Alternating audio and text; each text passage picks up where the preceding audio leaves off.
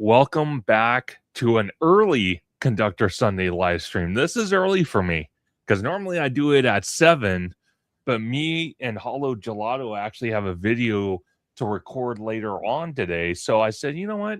Let's change up the game a little bit. Why not? Let's throw a curveball. Yeah, crack open the eggs, throw on the bacon. Let's do it. Let's do a sunrise Conductor Live Sunday. I know, right? Man, I'm throwing you for a tongue twister because you literally just stepped off the Disney cruise ship, what, 2 days ago? 2 days ago. God, you're a world traveler. Man, wait I almost booked it as a back-to-back because they were doing another 3-night after it where people had where you could just go off and then you just get right back on the ship. I would have done it. We would be coming off the ship tomorrow, but there were no more staterooms left. Holy Lord. You're crazy. You're really crazy. You know that? Oh my God. Peter, you better get ready, man, because once we hit Paris, it's double or nothing for real. This is double or nothing.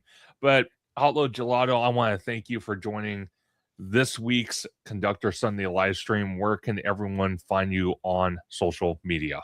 Absolutely. You can find me on my YouTube channel that I have with Abby, Hollow Gelato, where we cover all things in the theme parks, Disneyland, Universal Studios Hollywood, Walt Disney World, Universal Orlando, and yes, even the Disney Cruise Line, which as we speak, I believe there is a vlog that actually is up premiering right now on my channel for the cruise line. But you know what? You guys are right here, right now. You guys can go back and watch that video. So we're here.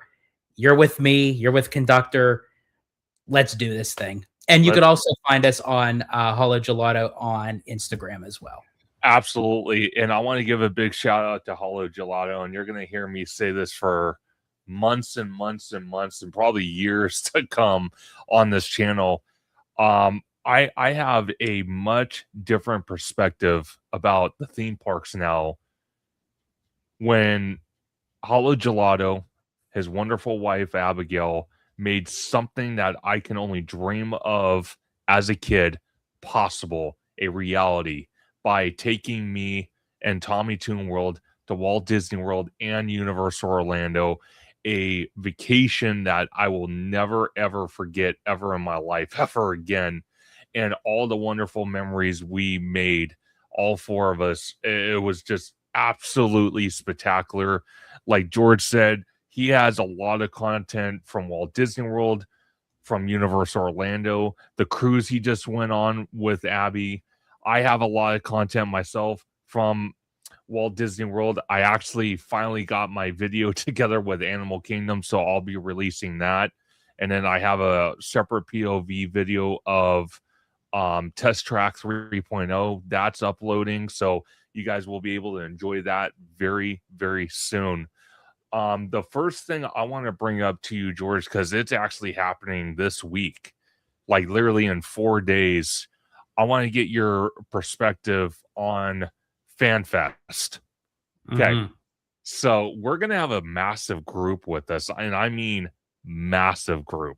It's going to be me, you, Abby, Tommy Toon World, Christian in the Parks, Mr. Scary Dre on X, Chris West, and we're going to have Jason Hill with us. That's 8 people in a group.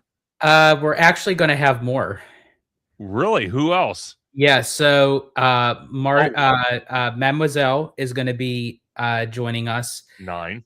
He, I think, has a friend that is coming as well. Ivan is coming. Okay, so that's 11, and then 11, and I think I spoke to Tommy earlier. If Christian does join us, I think he may have his brother with him. So if that is the case, we will have a baker's dozen. 13. Damn. We must be very popular. Yeah, 13. I'm going to have to bring some more stickers and buns. I'm going to have to bring some more stickers and some buns with me. Man, I have a lot to give out. Oh, man. I want to ask you, out of out of all the fan fest stuff, literally out of all the stuff, what are you most anticipated for and most excited for fan fest? So I'm very optimistic about this fan fest because we're off the gate. I remember going to last year's, and last year's was phenomenal. It was very memorable. And I mean, taking it like starting off with something because Universal had never done anything like this. Disney was always familiar like with doing like parties and after hour events. So Universal, this was new to them. So Sure. like right out the gate, they gave us a banger with going down to Hill Valley where they actually filmed Back to the Future and they gave us memorable scenes of the films and we were standing like right where Michael J. Fox and Christopher Lloyd, Leah Thompson, and all the Crispin Glover, all the actor Thomas F. Wilson, and so how do you compete with that? So I when they gave us the survey kind of questionnaire at the end of last year's event, they gave us Sure. all this great possible IPs that they would be utilizing for this year. So I was a bit optimistic to see their choices of what they were going for, but I won't knock it until I actually see it for myself. Having said that, I am very excited about the One Piece show that's going to be holding into the water world um, arena. I mean, just with the meet and greet alone from last year, you thought people were meeting the Beatles. Like the line was up like the wazoo. People cosplayed. They were buying the merch. So I can't imagine if that was a meet and greet of what the show is going to be. Oh my So that's that. And then of course I am very curious to see how they do down on the studio lot with Scooby Doo. You know, meeting up with the classic Universal monsters. I'm not sure if it's going to be in the same format as how they did with Hill Valley. We'll have to wait and see. And of course, the Forbidden Forest for the Harry Potter experience. Like those are my top three. If I do nothing else, if I just get those three things in, I'm a happy camper. Oh, 100%. I think personally, One Piece is gonna be awesome in Waterworld. I think, and I'm I'm actually shocked that early access was still available for the first night. I was actually shocked because we're probably gonna have all the vloggers there, we're gonna have all the media, we're gonna have oh my gosh, we're probably gonna have people from, you know, the One Piece show, like the voice actors and stuff, maybe some of them will be there. Um, I can only guess, some celebrities might be there because that's kind of the norm with Universal events, whether it's FanFest, HHN. Usually, the first night or the first couple nights, you do get that lucky where you can see celebrities, you can meet vloggers like the big vloggers like Mondo and Fresh Baked and Ordinary Adventures and all these big Hollow time. gelato. Oh, of course. How can we forget Hollow Gelato? One of the many times of the YouTube game. Come on now. Um, and we just have a great time. And that's what I like about these after dark events is not just the event itself. It's running into, fellow content creators. It's running into your audience and really kind of sharing that in-person, conversation. Well, Because even just how you said, we're going to have a big group with us. So just the camaraderie that we're going to have amongst ourselves of having a big group is going to be fun and exciting within itself. 100%. I think for me, the most um the most anticipated, if I'm only going off the experiences and not necessarily the show itself, because we're gonna have 2 shows. We're gonna have One Piece in the water world, and then we're gonna have Sailor Moon in the DreamWorks Theater as kinda like a almost like like a mini movie playing. And I will tell you, it's funny because when I went last year, it was, what was it? Sorry if I butchered this. Did Jujutsu Kaisen, and I probably butchered that, but Jujutsu that Kaisen. Yeah. yeah, it's a tongue twister for me to say, but that show was in the DreamWorks Theater, and I literally got my whole setup ready, and these two guys, they came all the way, I'm not even kidding about this, they came all the way from Osaka, Japan. I'm not even joking. They came all the way here to experience FanFest because of Back to the Future and all that, and they sat Wow. right next to me. They're like, "Are you a vlogger?" I'm like, "Oh yeah, I'm such and such. Nice to meet you. I'm gonna be filming this whole show," and they were excited for me. And they put my channel out there on their socials. I got a lot of followers after that. So I love meeting new people. I love meeting fans in general. Well, not fans. I'm going to use the terminology Bricky uses, fellow friends of the channel. I love meeting them in the parks and having that in-depth conversation.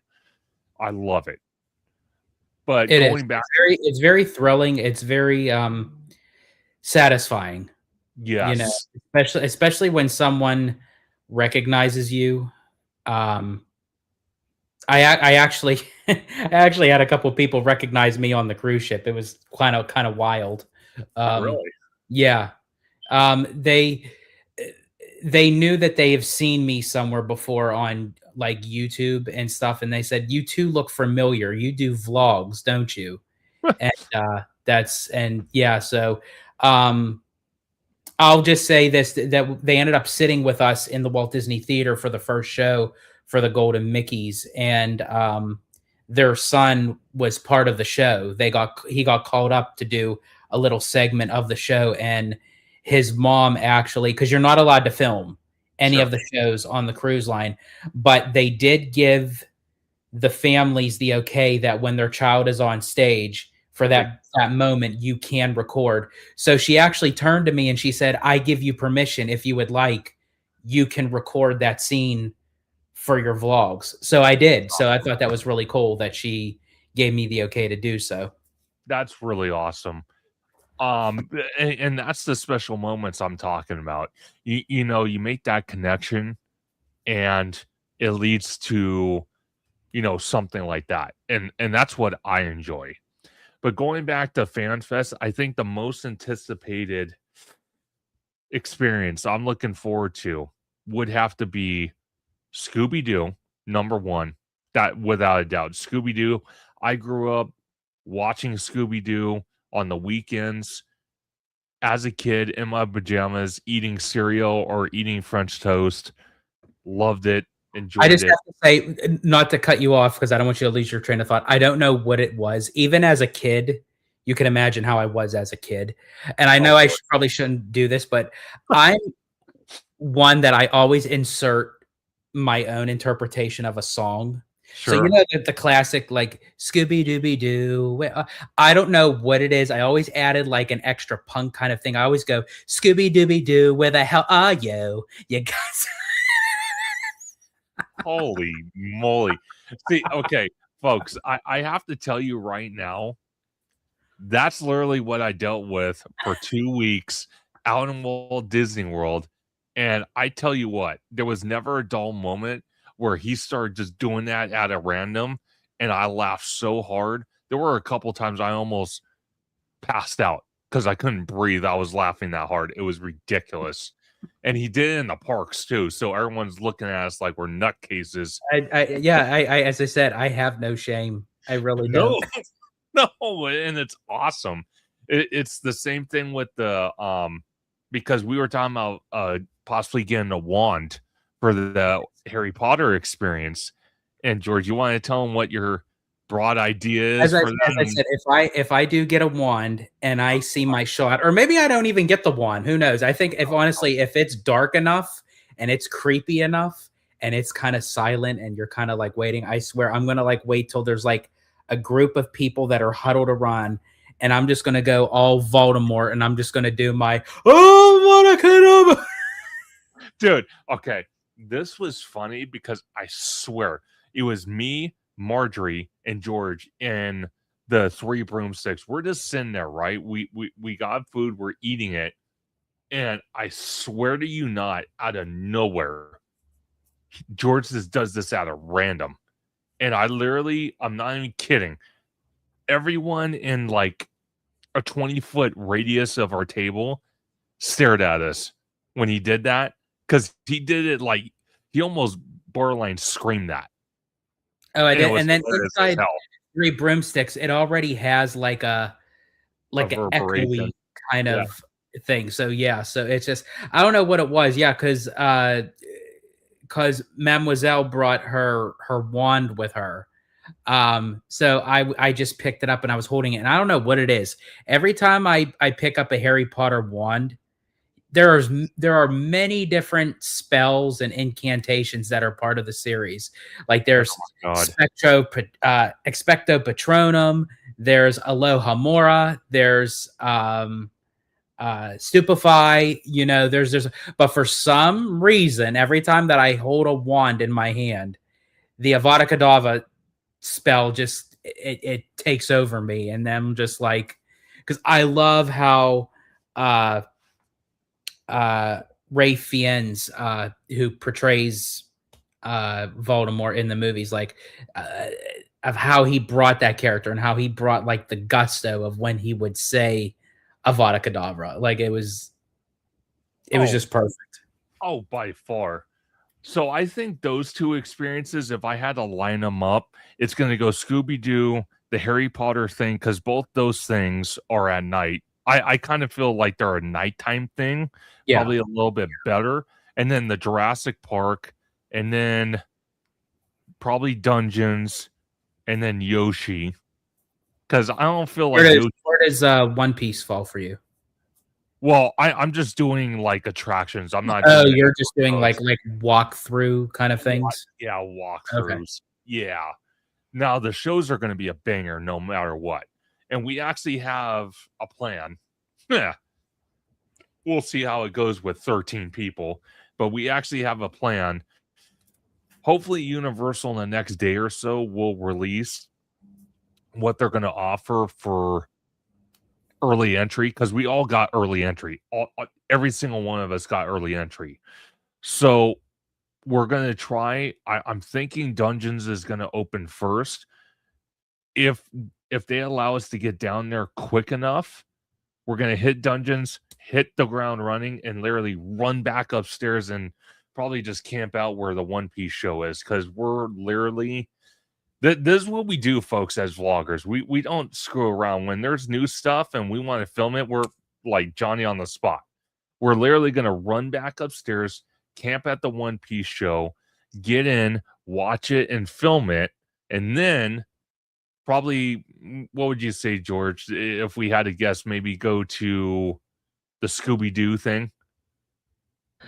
Um, I would say depending on how the format is with Scooby Doo, if it's like a constant rotational thing, Yeah. and again the same with Harry Potter, I don't know how they're going to go about doing it, and probably look at the wait times. I would say that would be our next move, whether to either do Harry Potter since we're already up on the upper lot and then move down to the bottom, 100%. or go do Scooby Doo and then come back up and do Harry Potter, No, and then move down to the even lower lot where Jurassic is. oh, 100%. I totally hear you on that, because that's what I would like to do. But again, it's kind of difficult to do that with 13 people, but we're going to try our best. And we have John Make It Rain has some interesting comments, so I want to bring that up before we jump to the next subject, because we have a bunch of subjects to talk about tonight. Um, So John was actually mentioning about the CinemaCon, and that's going to lead into one of our subjects pretty soon. But he was mentioning a Scooby Doo ride. Wouldn't that be cool at a Universal Park to have that? You think that would be kind of like an Omni mover? Yeah, I would definitely do it as like a dark ride, more like an up to date dark ride, either an Omni Mover or a trackless dark ride, like how they do like Mickey and Minnie's Runaway Railway kind A of hundred thing. percent. And then I think at CinemaCon, I can't be sure because I didn't watch. I don't know if there's any videos out there, but I was just kind of scrolling through social media that day because I was at work and then I came home and I was tired as hell. But from what I've seen, some great movies were announced. Johnny Depp was actually at the event, so people were speculating maybe a deal got reached for a new Pirates. I don't know if that Well, came. and it's interesting because um I touched upon this on my channel when it comes to the Disney Legends, and I always said, I think it was actually during my Q&A with Matthew Murr's question. Shout Sure. out to Matthew, by the way, when he asked me about for like Disney Legends, and I said, I feel like a lot of times for Disney Legends, it's not just about their contribution to the company, Sure. but also for cross promoting or marketing of what's to become into the future. Yeah. Um, so like for instance, um, the Jonas Brothers, they're being honored for, what they've done many years with Disney, with the Disney Channel, with Camp Rock and everything. But also they did more recently, they were the showrunners for the jingle for the 70th with Celebrate Happy. So that's a cross promoting. The Rock is just going to be coming off of the live action Moana. He has more projects coming out. Maybe that's a segue into Moana 3. Oh, so anyway, so where I'm getting that when you had mentioned Johnny Depp, Jerry Bruckheimer, the producer of the pirate movies, is being honored as a Disney legend. And that kind of came out of left field. Like I wasn't expecting that. So Johnny Depp at CinemaCon, Jerry Bruckheimer being honored at D23.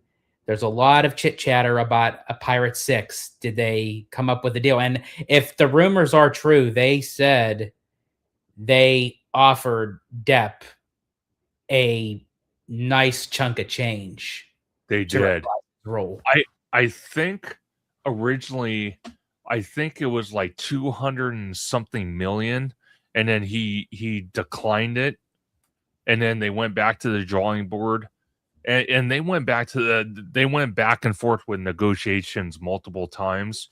And the last thing I saw, and I don't know how legit it is because it was on social media, I Yeah, think I think it was like $301 million they offered him. I think. that's crazy. But If hey, if that is if that is true, I don't know sure. if the number's correct. I believe that it is going to cost them a pretty penny, excuse me, to get him to agree with it. I don't know if it'll be the 300 million, but I think he's going to give them a run. If they really want to do a Pirate 6, he's probably going to give a little pushback of the price tag. Well, John Make It Rain says any Pirates movie with Johnny Depp will make $1 billion. I think this one will probably do if Depp is part of it. I'm telling you right now, even though they probably won't have Jeffrey Rush in it, who plays Barbosa, it's still going to make bank because of all the stuff Especially with because Amber it's Heard been and all it's that. been quite a few years. There's some gaps in between Yeah. from Dead Men Tell No Tales, or Dead Man Tell No Tales. It's either men or man. I don't know, and I don't care. Uh, um, but actually, Dead Man's Chest was the first Disney film to cross $1 billion. Then I believe it. I honestly believe it. And actually, it's interesting because there were early speculations about um Davy Jones, being part of this new movie. And Mm. again, like I said, since Barbossa's not going to be part of it because they killed him off in the last movie, and then with all the stuff that Johnny Depp himself had to go through with the nasty divorce with Amber Heard and how the trial came up and all this stuff, I think Disney fans really, really want Depp to come back to reprise his role because originally, Disney cut ties with him. They were going to cast Maggie Robbie to replace Johnny Depp, and that got a very bad negative feedback. So I'm glad they're not doing that. And Yeah, not, I'm glad too. I mean, nothing against her. It's just, nothing, yeah, nothing against Margot Robbie. The problem with not her as an individual, not her as a person, not her as a woman, not her as an actor. I just feel like some of the decisions that's made, maybe it's her publicist, maybe it's her manager.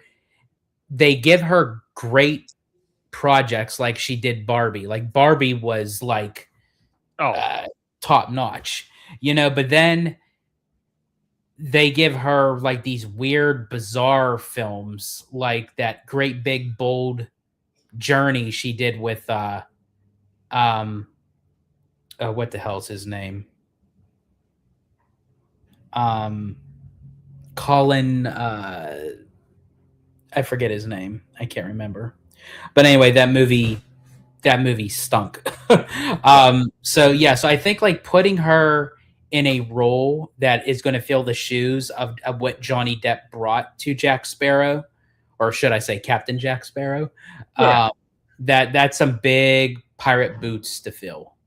Oh, by far. And again, I'm glad Depp is even, deciding to even come back because, you know, I kind of feel like Disney really did him dirty. They made a judgment call before all the facts were in. They just heard the bad parts of it, and they already decided before And the that, verdict. that is it. That's like the knee jerk reaction. It's like you can have your reservation, just step back and let events transpire and see where it goes. A hundred Not percent. unless something did a very bad heinous crime and they were found guilty right there, then you do a knee jerk reaction. But Oh, like yeah, because he was going through the divorce, in court. And then he had the issue with Australia because he brought his dogs with him when he was on the set of the fifth Pirates movie. They were going to take his dogs away. He had to fly them back. And it was just like, there was just like so much going on in his life at that time. And yeah, it just, and you can tell in the performance he gave in Pirates 5. Like he oh, was completely checked out. But yeah, you had mentioned about Davy Jones. I can see him returning because at the very end of Pirates 5, after like the end credit scene, it does show Davy Jones returning. yeah. So I'm very curious because the actor who actually plays Davy Jones, I forgot his actual name. Bill Uh, Nye. Bill Nye. Thank you. He actually was complaining when he did the second and third Pirates movie because him and the cast and crew, since they were the fish people and all that, they said they felt kind of out of place and awkward because they were wearing those pajamas type skin pajamas to kind of and it had the little you know not barcodes, but little like strips of code on the suits so they can kind of make them the fish people. And he's like, we're basically wearing pajamas on set. I don't feel comfortable with this. He did a whole interview and all that, so I'm even surprised he would even consider coming back because I thought he really did not like that at all. So I'm actually shocked. But hey, dude, I will say Bill Nye though, he knocked Davy Jones out of the water. Oh, Like he did. Honestly, I think out of all the villains in the oh Pirates movies, Davy Jones was the best. oh 100%. And then we got Jacob Weller. He said just finished his Epic Universe trip. Oh, nice. I'm I glad you I can't wait to hear about it, Jacob, of what you thought of it, because yeah, Epic Universe, it's a banger. Oh, it's definitely a banger. So the next thing I wanna share with you guys, and this is gonna be a article by Disney Tourist Blog. Basically, kind of, let me make the thing bigger so I can actually read it. Okay, here we go. Um, so we're actually going to be enjoying this as well coming up, and this is going to have the original trilogy in Galaxy's Edge. So Disney themselves are trying to fix a wrong that they shouldn't have incorporated in the land as they were building it, but decided to go a different direction. So I want to ask you, George, because we're going to be seeing this on, was it the 29th or the 28th when it debuted? This premieres on the 29th. Okay, the 29th.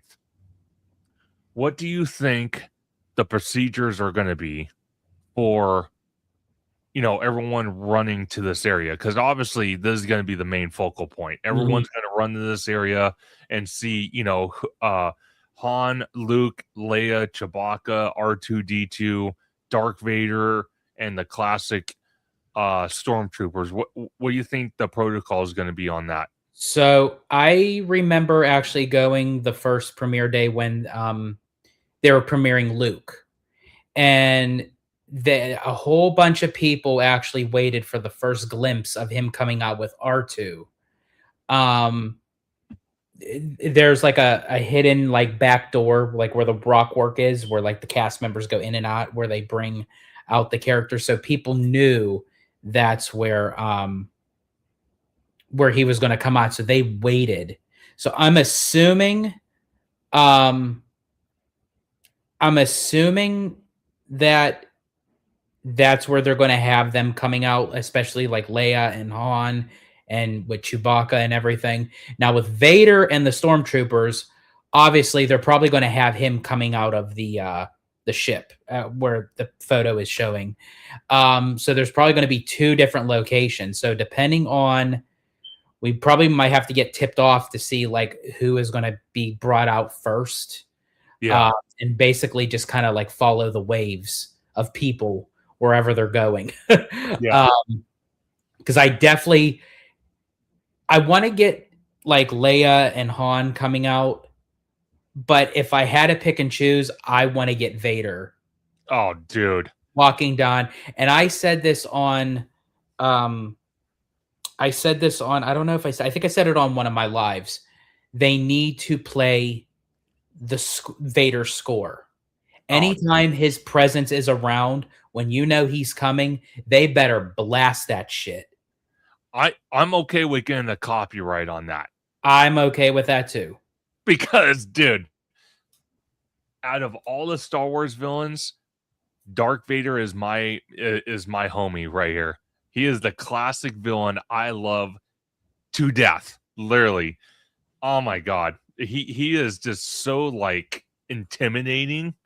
It's awesome. Like don't get me wrong, Kylo Ren kind of has that intimidation factor, but Vader just brings it. Like I mean, brings it. And like George is saying with the classic music, oh dude, I'm telling you right now, the first moment, like I mean, the first moment Vader walks off that ship right behind him for the first time, it's going to be a one and done moment for me because it's going to be like an epic moment. Everyone's going to be filming, freaking out, screaming, the whole nine. It's Because going to go. that's really going to be history in the making. Because it's not only going to be Vader's first time in Galaxy's Edge, but they are putting him in an environment where he's going to be walking around.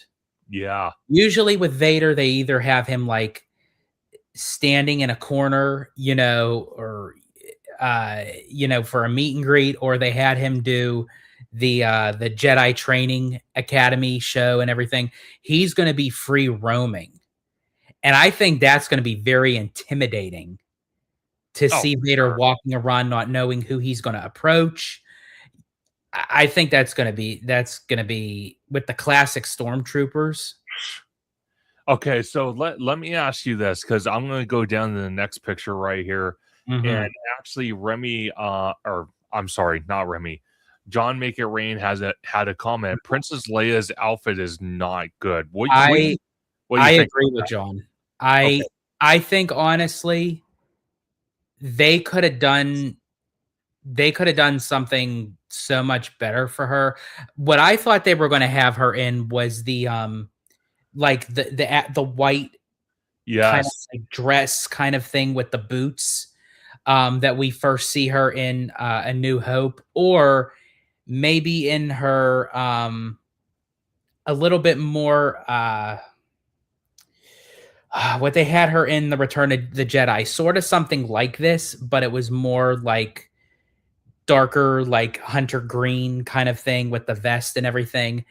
This outfit kind of reminds me of what they wear like in the animated series. yeah, Like it just seems a bit underwhelming. But first and foremost, I would have had her in the that's what white uniform. That's what I would have had her in. Yeah, because it kind of looks a little weird. I'm glad she's going to be a meet and greet character, but I do agree the Alpha is not the greatest of choices, and we've actually And met Luke many and many. really quick, and also her hair. I feel like with her hair, they have it how she was as a child in the Obi-Wan series. Yes, I would have still gave her the space buns. yes, 100%. Speaking of Obi-Wan, another banger for me. I think they're in development. I can't swear for sure, but I think they are in development for Obi-Wan season 2 as we speak, or getting ready to. Would be And I cool. really hope that is the case. We ran into Luke many, many times. He's an Mhm. awesome character. Nothing wrong with him. Now, let me ask you this. Okay, so there's Han, and a lot of people speculate online, and I can kind of see it. It looks like Han from the actual Han movie, not Han from the original trilogy. Do you kind of see that? I can, and here's the thing. I'm kind of like in the middle with it because that's the tough part when you're dealing with um face characters. Because when Yeah, you see the face character, you automatically recognize them as Mark Hamill, Carrie Fisher, Harrison Ford. So yeah, that's kind of tough. So that part I can understand. However, yeah, when you look at a photo like this, I see more of Han Solo. yeah, This one right here. yeah. The one above, honestly, it it kind of looks like Flynn Rider from Tangled. Hey, maybe he's pulling a double shift. You know what I And mean? actually, I also agree with John. I feel like the performer that is I think they made him a little bit too tall. Now Harrison Ford is the tallest out of the 3. And I know I might be nitpicking and everything, but it just seems a little bit awkward. I feel like they have him a little bit he's a little bit Yeah, too tall. 100%. Um, I wanna ask you too. With all this chaos happening, let me zoom back in. With all this chaos happening at Galaxy's Edge that day, because obviously for May the 4th, you're going actually April the 30th, if memory serves me correct. Mhm. Tommy's going May the 4th. Um, or no, not May the 4th. Or is he going May the No, 4th? he's going, he's doing Star Wars night at, Jesus, April 28th. Okay, so April 28th. So the day the characters debut, and he might actually get something very interesting because think about it. Imagine seeing Dark Vader roam around Galaxy's Edge at night. Like, I mean, at night. Can you That would imagine that? And That'd I'm be kinda bad. hoping that they still continue it even after the 29th for when I go on the 30th. Yeah. So that way I can get 2 different perspectives. Yeah, during the daytime and during the nighttime during an after hours event. I hope Disney does it. I hope they do it right. I hope they do not fall short on Star Wars night this year. I hope not. And that's something I want to see going forward. And I don't think it's that difficult. Take everything out of Tomorrowland and move it in the Galaxy's Edge. Now that you kind of transform the land into the original trilogy, there's no reason why you can't have the Imperial March. There's no reason why you can't have, Emperor Palpatine with her. Geez, why did I say her? Jeez, I'm losing it. Emperor Palpatine with his guards, Dark Maul, all that. Why can't they just take it out of Tomorrowland and move it in the Galaxy's Edge? That way, it kind of just further justifies why they have to, basically bulldoze Tomorrowland to the ground and start over. They Mhm. keep giving it life, even though it's on its last leg. Literally, it's Yeah. like flailing for help, and they keep And I propping it think up. really again Disney should utilize Darth Maul because of the series that just came out on Disney Plus. It's doing really well. I think it's like one of the highest rated Star Wars series that has come out thus far. So I hope they use Darth Maul in that sense. John Make It Rain says they should bring out Palpatine, as you had mentioned, Conductor. Now, I do know last year they did bring him out with two of the red Imperial soldiers, The the ones guards. or the guards. Yeah, But they had him like all the way up at the top of the Carousel of Progress building. yeah, Like, so you're down on the bottom and you're looking up, yeah. and he's just pacing really slow back and forth. He doesn't talk. He just stares at you.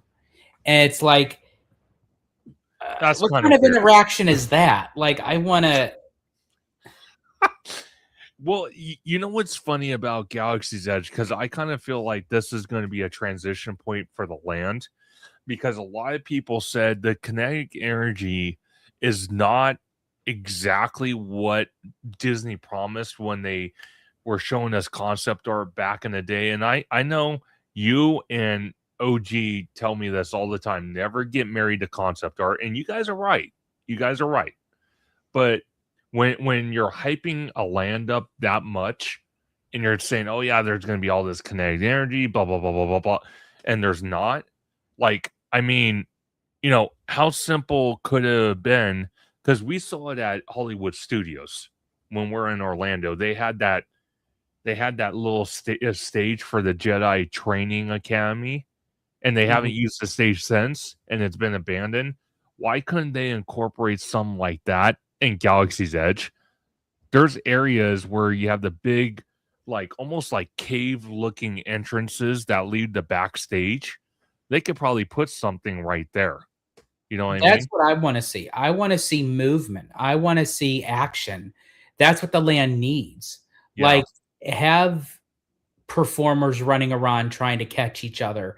Have where they have some pyro special effects like up on the those high platforms, Yeah. like above where the speeders are. They did like a performance like with Ray and Chewbacca like one time, and it was like for an opening of something. It's like, no, keep that. Like, that's what we need. 100%. And John Make It Rain says, I also wish they had a cool challenge course for adults to attempt or play on. That'd be kind of cool. I'm not going to lie. And then he also said some cool force interactions would be cool too. If you had a lightsaber, you should be able to do some fun things. I totally That would agree. have been really cool. That like sort of like how they do at Wizarding World, like with the wands. Yeah. What if they had a motion sensor that you use your hand? All you need is your hand. Yeah. You're moving stuff. You're moving That would be objects. sick. And it's a motion sensor thing. See, that would be really cool. That would be dope. Josh, come on. Come I on. know, Man. right? Come on, man. Don't make George chase you down Main Street. Don't make him. I'm going to do it anyway, but I mean, like, it's.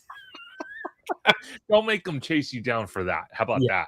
Yeah. Oh my gosh. Yeah. Can you imagine me chasing him down Main Street and I just pull out like a list and I just like Hey, run it down to him. hey, to be fair though, he has done some conventions in the last couple months. Josh is really good with that though, because he attends. That's actually something I would love to do if you're ever down for it one of the years. I would love to attend one of the IOPA conventions down in Yes, Florida, that'd be cool. because he attends there, and I swear he just walks up to people and he goes, "So what'd you think of this? Like, how did you like this?" He's very inquisitive and he likes to really get people's feedback, and I hope he keeps that trait. Yeah, So, because he even said during the convention he was just recently part of, I forgot what convention it was. He even told a room full of people, he's like, when I'm not at the corporate office now that I'm the CEO, if I'm not dealing with business at Burbank, I will be in the parks and I will walk every inch of the park. And whether a cast member comes up to me and you know talks to me about some concerns or maybe some new ideas, or a guest comes up to me, I want to hear it all. So I mhm. agree with you. I hope he does keep that. I hope the CEO, position doesn't get to his head and he becomes all corporate. You know what I Yeah. mean? Like, obviously, he has to, obtain some Oh, corporate, sure. responsibility. But yeah, I agree with you. I hope he still maintains his Damaro-like ways that he was as chairman of the parks. 100%. Um, the next thing I want to bring up, because Doomsday. Okay, Mm. this is interesting because there's a lot of speculation and rumors online that the trailer might drop tomorrow. It might. Now, I don't. Again, I haven't heard anything from Marvel themselves, as far as I know, but a lot of people are saying tomorrow the trailer is going to drop. And with the movie coming out, in December, we're getting closer and closer to the two Avengers attractions in Avengers Campus at DCA. Do you think, because we've seen other characters from Marvel series that debut on Disney Plus make their appearance at Avengers Campus, like Deadpool and Wolverine. We had Moon Knight. We had what's his name that keeps appearing? The guy in the red suit. That Deadpool? has no, Oh. the other guy, the guy with the beard. Oh, yeah, yeah, yeah. A part of yeah, I know who you're talking about. The big red guy. I Yeah, forget. yeah, not Thunderbolts, is it? He's part of Thunderbolts. Yeah. Okay, Thunderbolts. So you have him meeting. Then, with Doomsday, I want to ask you straight up: do you think we would have a Doctor Doom mean Greek character walking around? I don't see why we wouldn't. That'd be I don't sick. see that would be a That'd talk be about a missed opportunity. that'd be I mean, dope, that dude. would be um now I don't know if there's any stipulation with having Doom in the theme parks as a meet and greet character, because I know Universal utilizes him over Ooh. Superhero Island.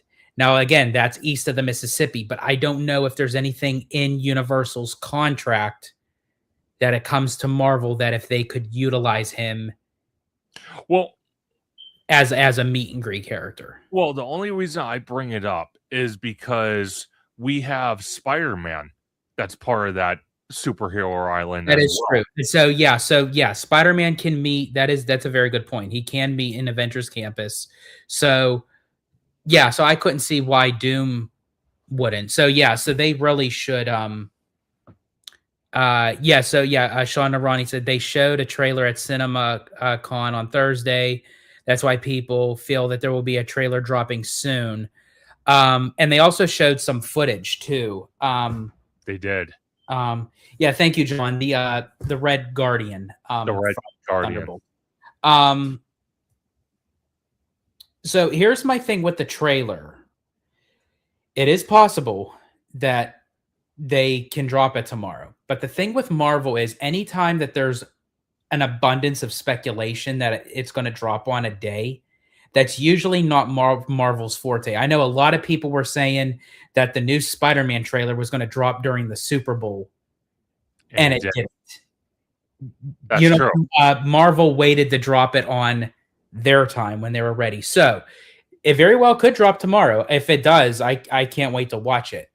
Oh, me But I too. wonder if they'll drop it this soon from CinemaCon, because do you think it would be too soon because of people that paid to get into that panel that they literally just seen the trailer and it's like, oh, well, we could have just saved. I mean, obviously they went for more, than just seeing the trailer, but do you think it's a little bit of a slap in the face to say, okay, well, these people just paid to see the trailer. Now we're going to drop it like a couple days later. Well, I'm going to tell you this. I just want to go to this comment. A Magneto and Professor X meet and greet would be dope. I'm not even going to lie about that. That would be awesome. That would be really cool. That would be awesome. I can't even tell you. But I think, because as far as I know, when people went to CinemaCon, I don't think they were expecting a Doomsday trailer. So it was almost like a surprise. It wasn't, And that's what Marvel, and that's what scheduled. Marvel does. They do it on their time, where it's like a lot of people may not. They could speculate, but I think a lot of people may not know. I feel like Marvel is more under wraps with their information than Lucasfilm, to be honest. 100%. And then Jacob Weller said they have a new animatronic, Pummy. I can't even say that. Pygmy Puff. Shoulder Pal. Where's that from? Is that Universal or Disney? I think that's Universal, isn't it? Have a new animatronic Pygmy Puff. Jacob, if you can clarify, that would be wonderful. I don't know if that's from Universal or Disney, but I don't know. I kind of feel like Disney and Universal are really getting into those shoulder, like, little pal animatronics. Yeah. They're like really banking on those, which is not. Oh, Universal. Okay. So probably at Epic, he probably seen him at Epic Universe. 100%. The next thing, and this was one of the topics you actually brought up to me, so I'm glad we're going to talk about this, because that's something I want to bring up for sure. Special events. If you wanna start it off, George, and then I'll kind of feed into it. Absolutely. So we kind of already started touching upon it when we were talking about, Universal's Fan Fest nights, but again, Disney also does it too with their yearly roundup of after-hour events, like they do with Star Wars Night that we were just talking about. They do Sweethearts Night. Then they usually do Pride Night, and then they usually have two specialty events that they kind of pick. So usually Pride Night, Sweethearts Night, and Star Wars Night were kind of already a done deal every year. And then they'll rotate or add something new. So last year was 90s Night. I forget what else was last year. I might have just been 90s Night. But then this year they brought back Disney Channel Night. And then they had that god awful set. I don't know what the hell we went to with that 70 anniversary. I don't know what that was not good. I don't. Yeah, I literally don't even know. I still haven't even dropped that video yet. Like that. Well, do you know why? Because I started focusing on the Florida stuff, and it was like. So I'll probably still drop it for you guys, and you guys could see like for yourselves of what we went through that night. But in any case, so for the Disney Channel night that Abby and I just recently went to was a banger. That was one of the best after hours events Disney has ever done. We've enjoyed Sweethearts Night, but Disney Channel night, oh my gosh, like the amount of celebrities that was there between the three nights, we literally bypassed one and we didn't even know it. So what happened was we were walking into Tomorrowland, and this was before the event uh, officially started. Here, Penny Proud was out, Oh, geez. and this was her debut as a meet and greet character. Sure. So all people were standing around, they were taking photos and everything, and then there were people that were getting pictures with her. Oh, And I'm geez. like, here we go again. It's going to be like Darkwing Duck all over again. Like they Sure. just started like letting people in. The event didn't even start yet. And then Abby and I, because we even said this on the vlog, and we said it has to be like a VIP group or something, Sure. or like maybe Club 33 members or something. So later on that evening, when people started posting on Instagram and everything, the person that was getting photos with Penny Proud was Kyla Pratt, the voice of Penny Proud. Oh, And we geez. literally walked right by her. Oh, my gosh. And I'm like, and so she had her entourage with her. She had, I think, Sure. like maybe some of her friends, family that was with her. They were in a group. And she was the very first one that got to meet Penny Proud. And I thought that was very respectful to the fact that, I mean, she brought that character to life when I used to watch Disney Channel. I mean, she's only a few years older than me, but I mean, and she's still doing Penny Proud, you know, with the Louder and Prouder series. So, um, and yeah, Sean, yeah, there what Darkwing Duck was at Disney Channel night. I was waiting to see him.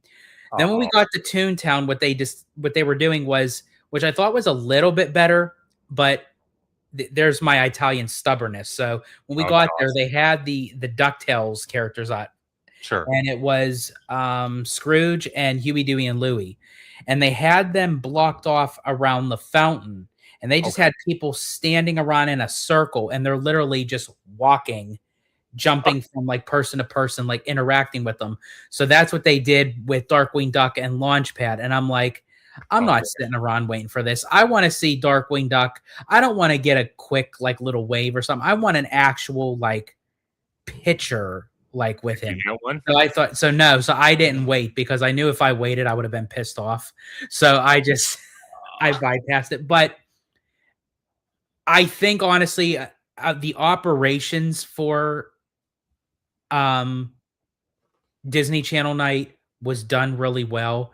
The activities, the music. Oh my gosh, like from Camp Rock to High School Musical to Zombies to Descendants. Oh my gosh, the Phineas and Ferb dance party over Oh, at sure. Tomorrowland Terrace. Oh my god, the people that were rocking out, and I could respect them because it all started with you little kids, but then Yeah. when people saw like what it was a tribute. Like all the adults just like stormed the thing, and That's they like awesome. kicked the kids out, and I was like, hell yeah, like I'm all for it. So, That's so like, I awesome. mean, people were like, so they played um Today Is Gonna Be a Great Day, the main song. They played Gitchy Gitchy Goo. Yes. It was like, oh my god, it was like, and they brought Phineas and Ferb and Perry out on stage, No. and everyone was chanting their names and everything. It was, oh my god, it was talk when you say it like it was a party, it really was a party. Now I bring this up, and I brought this topic up to Conductor because you have a great event like Disney Channel night, Sure. and then you have the 70 years of favorites, and you're like, how are both of these events created by the same team? Yeah. Like, where did it go wrong? So it's like it's a hit or miss, and I get everything. Single thing is not always going to be a grand slam out of the ballpark, you know, fireworks blasting kind of thing. But speaking of which, I think that would have made the event even more special if they would bring back the freaking fireworks for the after hours events. I Yeah. don't care if you're worried about disturbing the locals. I don't give a shit. Like they signed on what they were getting to when they purchased their homes surrounding Disneyland. Disneyland is not surrounding the houses. The houses are surrounding Disneyland. Yeah. So if you have a problem with that, then Move. pack up your shit and go and move elsewhere. Go move to Rosemead or something. Like, Oh my god. I don't know. There I'm it is. just giving out like a random like that like really like gripes me. Like, because I would give my left arm and leg to have one of their houses that is like situated right by Disneyland. Oh, 100%. Can you imagine? That'd be crazy. And Um, yeah, and I so would, Peter. Like, if they gave me the opportunity, as yeah, I said, I would literally be. I would put like the 90-day eviction notes right on their doors. And it's geez, like, here if we you're not go. out by the 90th day, Here we I'm go. still coming in with the bulldozers and the wrecking balls. And Oh, dear God. yep. Yeah. You better duck and cover if you live in those houses and you're one of the ones complaining. I'll just tell you that. Um, John actually had an interesting comment. Um, he said replace Pride Night with 21st Century Fox content. Now, Ooh. I'm going to say this. I don't think they'll get rid of Pride Night. But Yeah, once, because that's like their community but is big and popular with that. but I will tell you this. That would be a great after dark event at Mhm. DCA. Yeah. DCA, because we've all said it at one point or another, DCA is more catered to the adult, you know, atmosphere. Other than Oogie Boogie, what they should get an after hours event. And I And actually like that idea because I think DCA that would fit so perfect. oh, And that could 100%. be one of the specialty um events. Hey, what's up, Remy D? Um that I think honestly that would do really well. Yeah, Pride Night, Sweethearts Night, they're pretty much like a done deal because they're like so popular with that. Star Wars Night, I mean, they'll probably still bring it around because of May the 4th and Sure, for Season of the Force. It's just a great marketing campaign. So they'll probably still keep Star Wars Night, but definitely. um uh so, and speaking of Star Wars Night, I wanted to actually ask you this. Sure. And forgive me for asking you this on the spot while we're live, but are you considering on doing Star Wars Celebration? I saw the tickets. I saw it. There's a slim possibility I might pull the trigger. The only reason I'm kind of hesitant to do so is because we don't know enough details with the Disney Believe. And if I buy the tickets and find out it's literally, God forbid, cross Oh my my god, can fingers, you imagine that shit? could Could cross my you imagine? Oh my god, I would be so ticked off at myself because that would be it. It would be the maiden voyage, literally the weekend of Star Wars Celebration. you know, Because I imagine. think Star Wars Celebration is April 6th. I think it kicks off 2027. I think. Um, if anyone knows in the comments, or you know I what, know. I think it's in April. I just can't remember hold on. the dates. But kind of going back to what was it, John Make It Rains? Yeah, a 20th Century or Fox.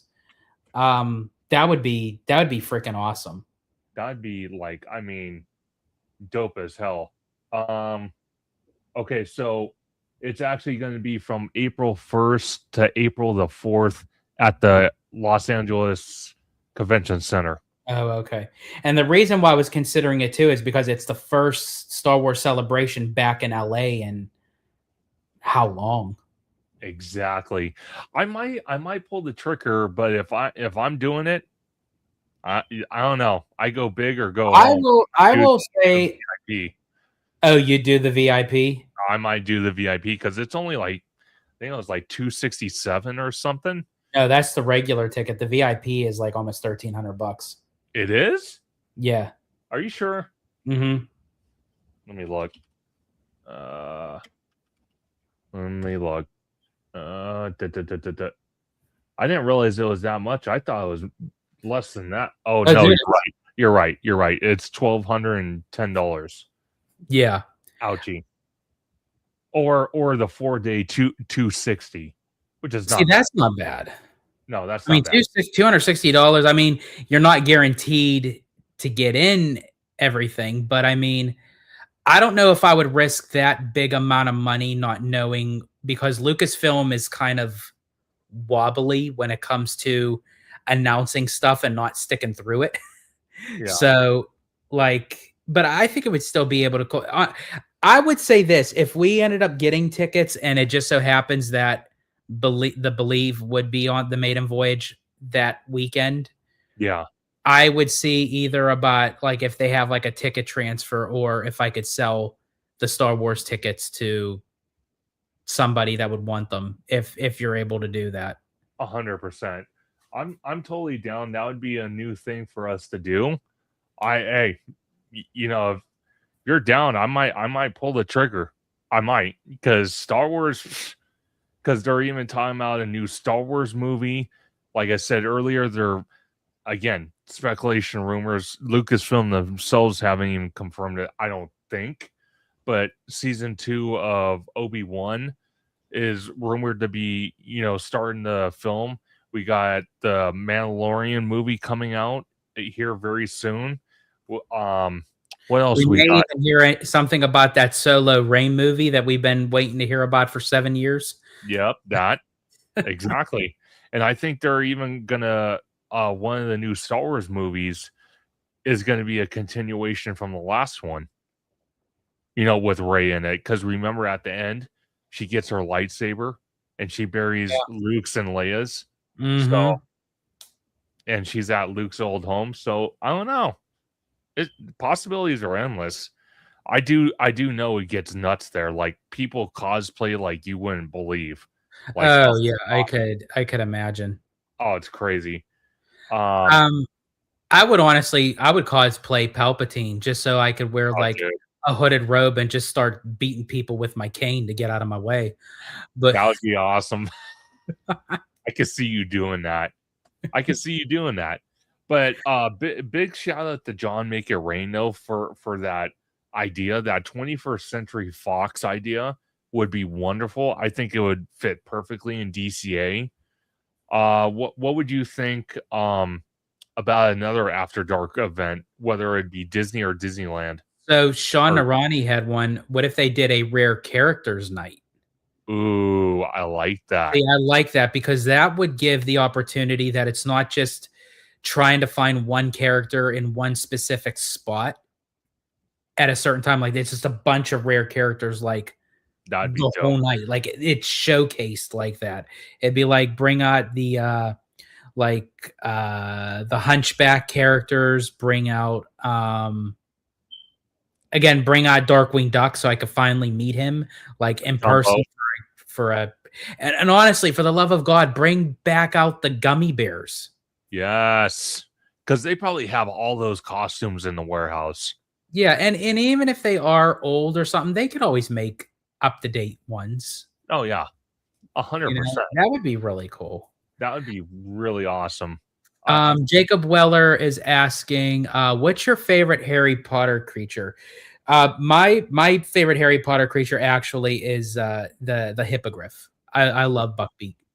Buckbeat is awesome, and I can't wait to see him for FanFest. That's going to be incredible because I don't think it's an animatronic. I think it's an actual like person in the costume, but still, it's pretty awesome because I saw footage when they had Buckbeat in was it Universal Japan, and he's Oh yeah, yeah, enormous. He's big and he's yeah. awesome.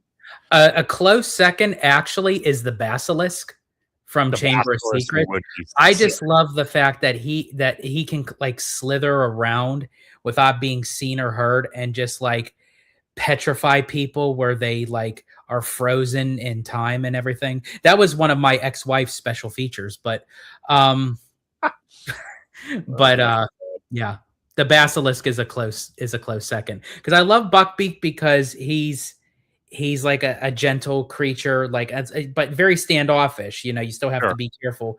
But the basilisk is the representation of Slytherin. It's just like an evil creature. You know. 100%. No, my favorite character. Do we have to go creatures? Is that what the question was? It was creatures, He said creature, but what were you thinking? Like you just thinking like just character in general? just characters in general. So it gives a broad. I think if I had to go creatures, it would be kind of following George's idea. Buckbeat would be the first one. The Basilisk would be the second. Dobby would be the third. That'd be my top Mm. three. Oh yeah, how could I forget Dobby? Exactly. And then for the actual characters, Voldemort, number one, evil. He looks evil. He is evil. Um, I would have to say, ooh, man, that's a tough one because there's a lot of great characters. I think, from the adult cast, I think it would be Sirius Black, Professor Snape, McGonagall, Dumbledore. Mm, I kind of like Lucius Malfoy. I don't know why. he's kind of cool. I, I Like I do like I him. feel like he later on he becomes kind of wimpy. He like like he cowers down to Voldemort. But I'm sorry, his wand is a badass. I love the Oh snake yeah, at the top of dude. his I wand. I had it. I had the cane, and it literally came out and all the. Yeah, I had the cane. I have it somewhere, not here, but somewhere in storage. I actually have it, and Wow, it's dope as hell. And that's I'll tell you, those things are like sharp as hell. Like you barely touch it, and you feel like you you're gonna. use it as a Like, back scratcher. I felt like I would bleed.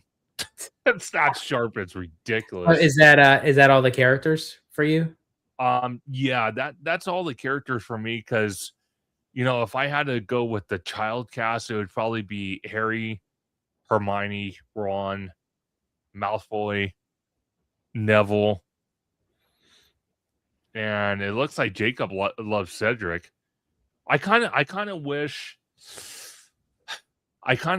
because I wish what? I wish his character had a More of bigger an part in appearance. the first 3 leading up Yes. to the Goblet of Fire. Yeah. Because you kind of see the characters from Goblet of Fire kind of bleed into the next couple movies. So I kind of wish that was the case because that's where we first met.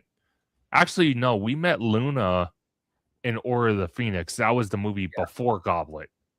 So yeah, I After kind of. Goblet. After Goblet. Oh, it was. Mhm. Oh, you're right. No, it was after.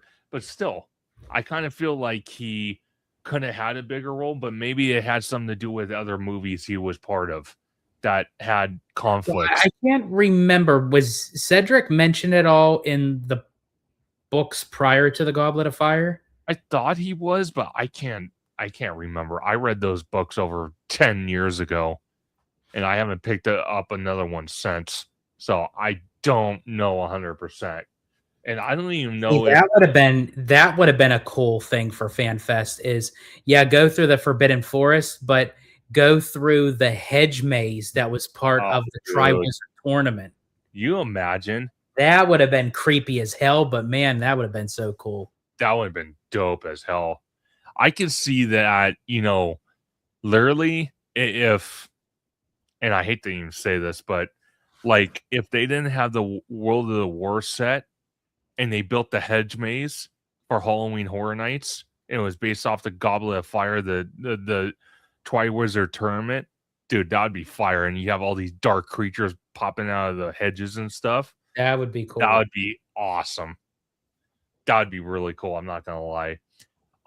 The next thing, Ron speaking of Murray, call us.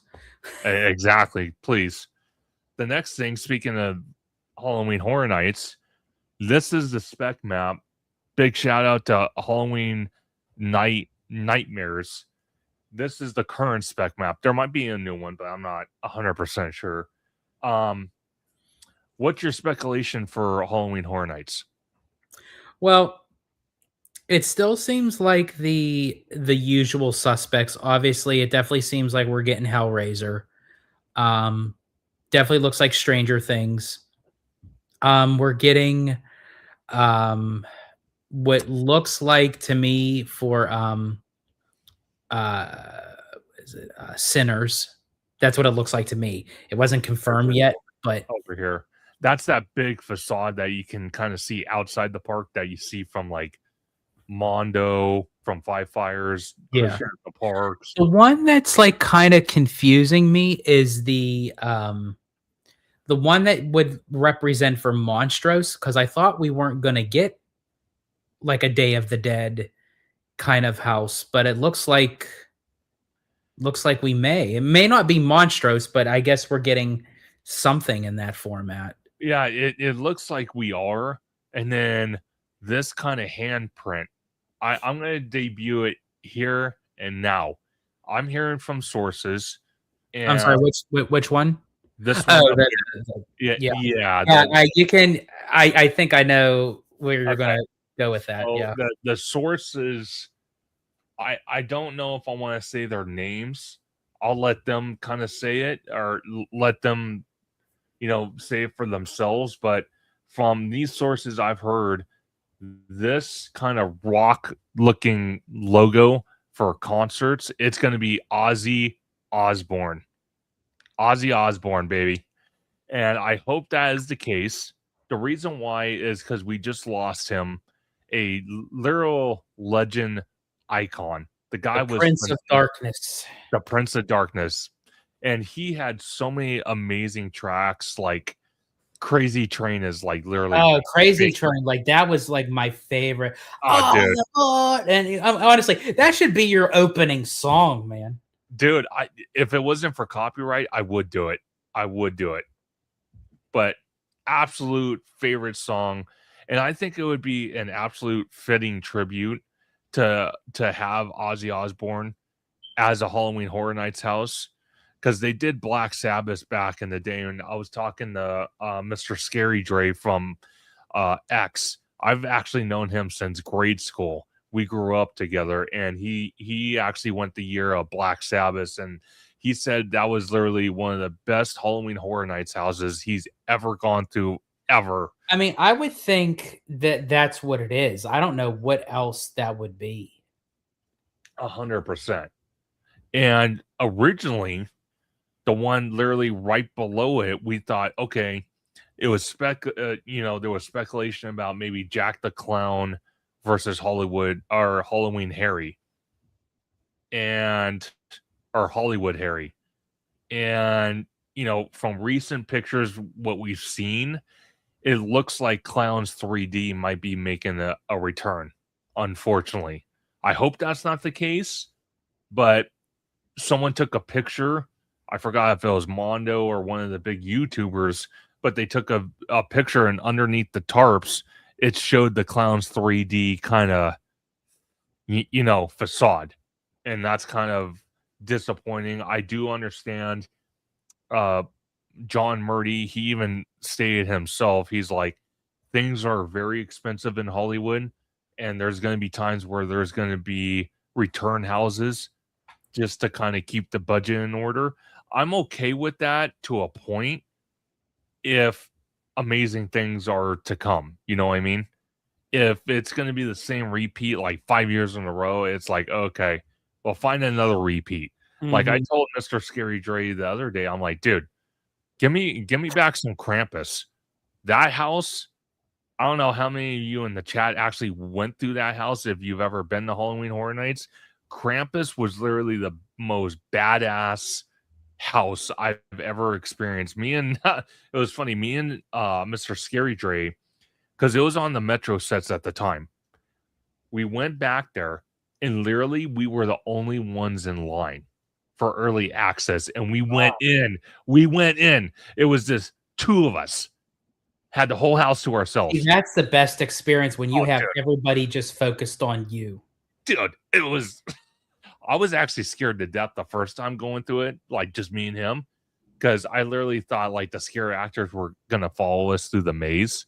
I'm like, holy, like I was like legit panicking, but it was weird. I was panicking but excited at the same time. It was like a commingle of feelings.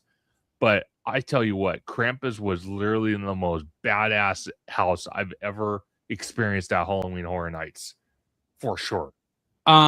Now, you had mentioned the Metro sets, and I know we talked about it a little bit on the phone yesterday, but for the sake of doing the live, Sure. do you think they would ever get back to using those, or more primarily before John Murdy retires? This is what I think is going to happen. Hopefully, if we don't get the Metro sets this year, hopefully next year, or at least the last year John Murdy is doing the event before he retires. I would honestly hope that the studio allows him to use it, and it's kind of between the studio and upper management to make that decision. But to kind of go out as a bang for John's last year, whenever that might be. Hopefully, it's not anytime soon. But when it does happen, I personally would like to see the Metro sets come back, because when we had the Metro sets, we had one, two, three, maybe even four houses back there. I'm not even kidding. But then we didn't have a lot of sound stages that were utilizing the houses either. So I hope that we do get it back. The studio's still claiming, oh, we're still recovering from COVID. Well, that was 5 years ago. And on top of that, there's been numerous reports from all over the place, news organizations, social media content creators, outsources like the Boardwalk Times. Big shout out to Zach from Boardwalk Times and others that have even stated, you know, a lot of movie productions, especially for movies, not TV shows and commercials, but movies, are not even filming in California because of the tax for filming in California. So a lot of these productions are moving out of state or out of the country to film the movies. They're not even really filming in California because of all the red tape and prices and taxes and all this other crazy nonsense. So I don't know what the heck they could possibly be filming on the backlot where we can't get the Metro sets, but hopefully at least give it back to us for John's last year as creative director of Halloween Horror Nights, whenever that might be. That's all I gotta say about it, because it was a banger. Because they, like I said, they had 3 or 4 houses, food trucks. They had so much going on back there. You could spend literally hours back there. It was crazy. It was literally nuts. They had the toxic tunnel. They had everything. So I'm super excited for this year's Halloween Horror Nights event by far. I'm super excited. It's going to be your first year doing the RIP tour with me and Tommy. That's what I'm most excited for. Yeah, I'm very curious. I love seeing like different formats of something. Like I've done HHN with like the base ticket, that's included with the platinum, the annual pass Sure. platinum. I've done express. So yeah, this is going to be my first time doing the RIP. So that's going to be uh very interesting. And then one little piece of uh, info. Speaking of HHN and everything, recently it was posted on social media that the actor who portrays Art the Clown in the Terrifier movies Hmm. got down on one knee and proposed to his girlfriend, now fiance, That was in awesome. the Art the Clown outfit. And even Art the Clown needs some love. So I thought that was really 100%. cool. No, that was pretty awesome. Let me see if I could actually find that. Did you send it to me on Instagram? I No, I think I sent it to you and Tommy through the text. Oh, you did. Hold on, Okay. let me Let me see if I can find it real quick. Oh, there. Oh, no, no, no. That was a. Hold on. Hold on, folks. Um, Let me see. See if you can. Yeah, I'm gonna where's the wrong one? I'm gonna send it to you. Let me see, because I wanna show you guys. You know what? Actually, I think I got it. I think I got it. Okay, there it is. Let We me both share. we both just put it in at the same time. I know that was like lightning in a bottle moment right there. That was crazy. I think it was Chrome tab. Okay, here we go. Let me go to my messages and then click on this. Oh, it's not. Hold on. Hold on. Timeout. Okay, hold on. I'm sorry. This thing's being weird on me. Okay, window. I think it's gonna play it. We'll see. All right, here we go. Let me do this. I have the volume up. Let me know if you guys can hear it.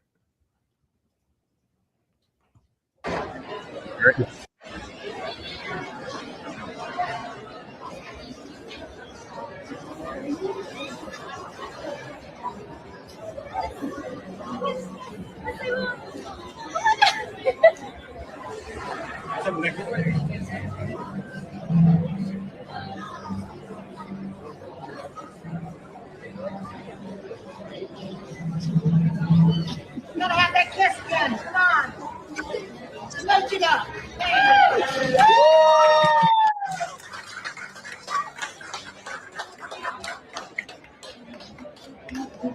Good. Now look in here.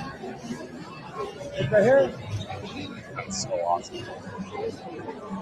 That's a great photo to show their kids one day. Oh, dude, you imagine? Oh my god. Wow. I can't believe he did that. That's really, really cool. And David, how oh my god, now I'm gonna butcher his name. Just like he butchers kids. Oh my god. Well, in the movies, not in real life, in the movies. Okay, content warning in the movies. Great segue. Yeah, no, God, David Howard Thorne. The guy is like, he's one of the nicest guys you would meet. Yeah, isn't that the strangest thing? Like, that's how really you know that you are a character actor. That Yeah, if you can portray an image of a character, but you are the complete opposite of who that character is. And he literally created this character in his kooky mind. You know, it's like, yeah, and he became a powerhouse with it. it's crazy. It's absolutely crazy, but that's awesome. She's probably the luckiest gal on the world right now, and I'm so happy for her because she literally, besides Art the Clown, the hell with that. David's a really, really nice guy, and he's very social. He kind of reminds me of a Josh Tomorrow. Like he loves just being in the action.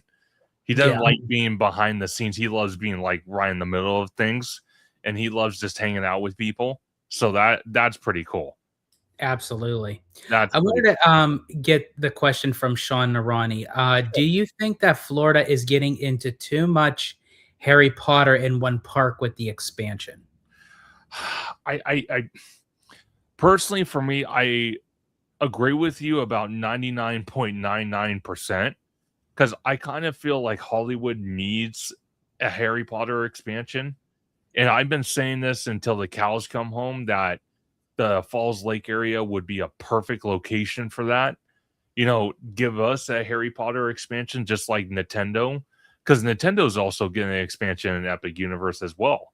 It's not just Harry Potter, they're getting Zelda, and we're still kind of like, n- n- there's no movement on ours, and I get it.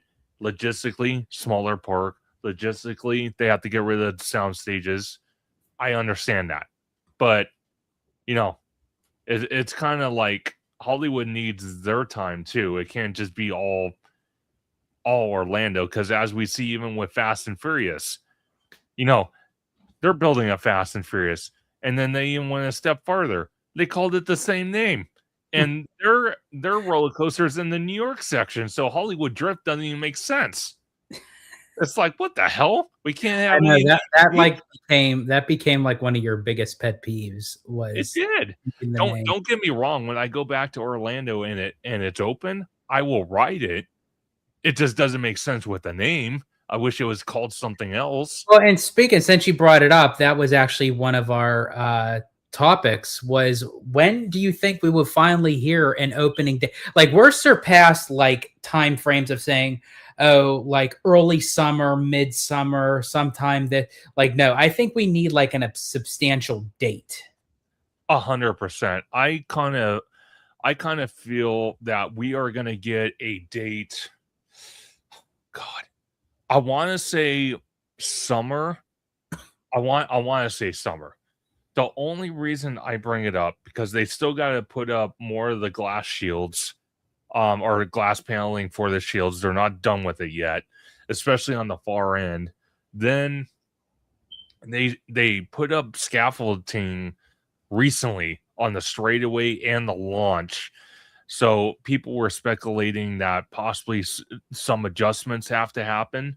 They had that one ride through test where they actually had the creative director of Universal writing it and other executives writing it for the first time. So I think they're a little far off, from the direction. I think, if I'm not mistaken, they want to get the security hubs, at least two of them, which is going to be the central security hub and the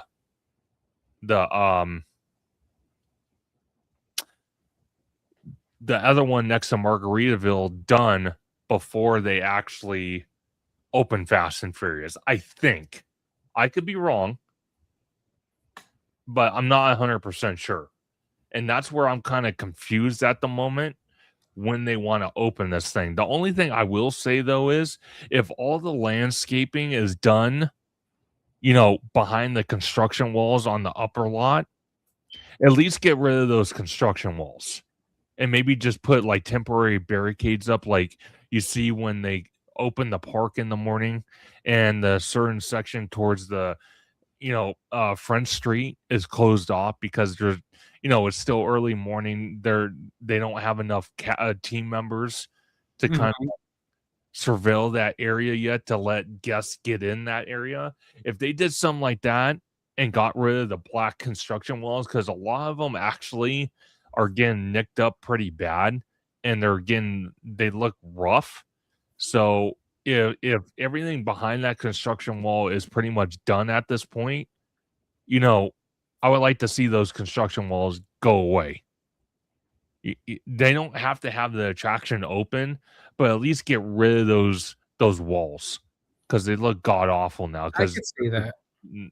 I think if I had to guess, my guess would be like mid to late June. Yeah, that's kind of what I'm hinting at.